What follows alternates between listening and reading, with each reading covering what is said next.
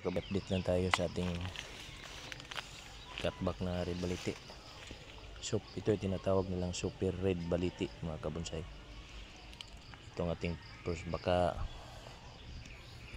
Ito ay gawin nating second branch kasi mayroon telbose dito. Mas mabuti lagyan natin dito. O wag na lang, ito na lang. Depende.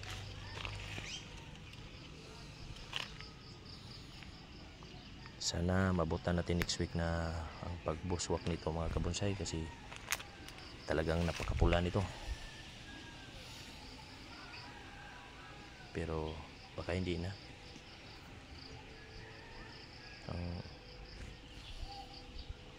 Next week mukhang mag-green na ito.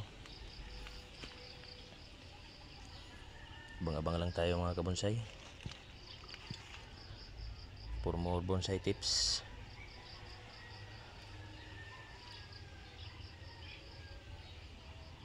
Bala ko itong lagyan dito ng isa lagi i-grab ko. Lagyan ko ito dito ng isang gawin nating first branch dito. Lagyan ko yan ngayon. Okay mga kabonsay, follow for more bonsai tips.